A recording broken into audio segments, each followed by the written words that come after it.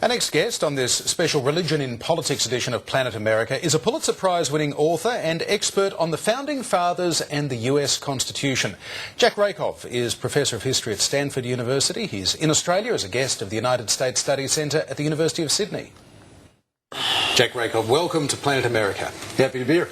Take us back a couple of hundred years or more. When the Founding Fathers came up with a Constitution for the United States, one of the first things they did was essentially to say there will be no state religion. Why did they do that? Why was that important back then? Well, you have to be very careful right at the beginning, because when the Founding Fathers came up, let's say with the First Amendment to the Constitution, which begins by saying Congress shall make no law respecting an establishment of religion or prohibiting the free exercise thereof, they were simply thinking about the national government. At the state level, if you say the state, at the state level, there was a variety of arrangements existing in the late 18th century. In some states, Connecticut and Massachusetts and New England would be particularly important. Religion remained established. There was a strong preference for congregational, kind of quasi-Presbyterian Calvinism. In other states, you have what we sometimes call multiple establishment, meaning the state would provide public support for a variety of denominations on what we now sometimes call a non-preferential basis. So the original basis of the First Amendment was simply to deny the national government any authority in that area. But you have to be a little careful here, because within the states, if you track how Americans were changing over time, the acceptance of the idea of what we now call the separation of church and state, and a broad recognition that the question of what religious affiliation a person should have was essentially a matter of individual choice, that again, pretty wide acceptance. So has there never been separation of church and state at the state level? No, there's sort of separation of church and state at the state level, in virtually, really in every state, as a matter of law. A lot depends on how you define separation of church and state. For example, the idea of the national government or the state government giving funding directly to religious organizations, that's something Americans pretty actively rejected from the late 18th, early 19th century on. The kinds of arrangements you'd find, for example, in France, which has separation of church and state, but the state still deals pretty directly with religious denominations and faiths. That kind of relationship is really inconceivable now in the United States. Was that about having a national government not having the same level of power as state governments, or was it to stop them picking favourites? What was the objective of that? Who was being protected from what?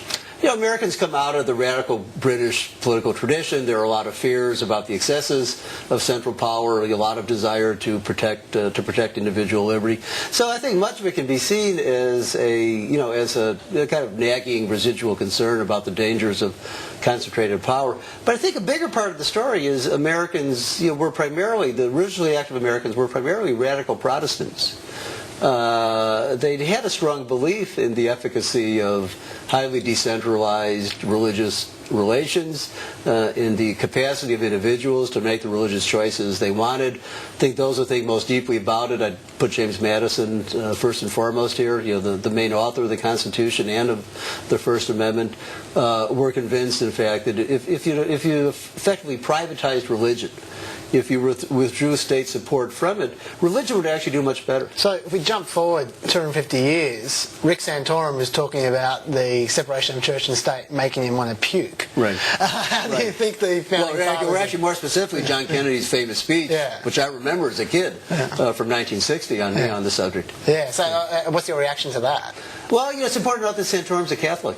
And I don't say this to make an anti-Roman Catholic remark, but Santorum's an active member of Opus Dei, this kind of very active but very extremely conservative Catholic organization, which actually is more of a European than an American product, but also operates in America. So Catholics would actually have a different sensibility here.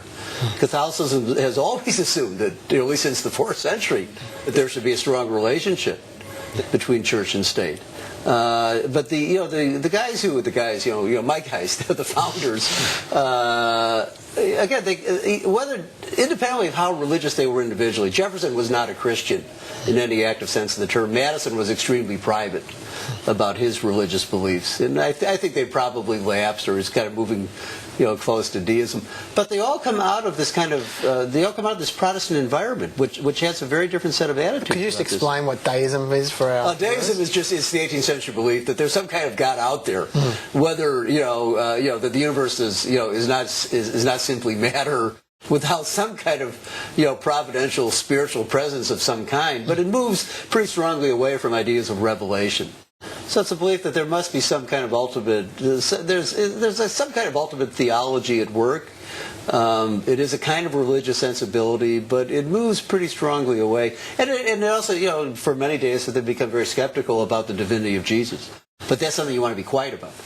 Is it possible to sort of cast your mind into the thoughts of the founders? Obviously a dangerous thing to do, but a tempting exercise. Well, I do it all the time, so it's okay. The Mormon faith wasn't around at the time. Not till the 1830s, yeah. Right.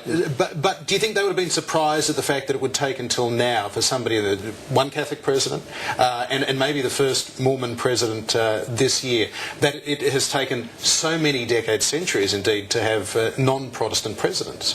Yeah, that's a great question. I've often thought that, really the number of presidents we've had whose names would not have existed in 17th and 18th century America or even the number of candidates.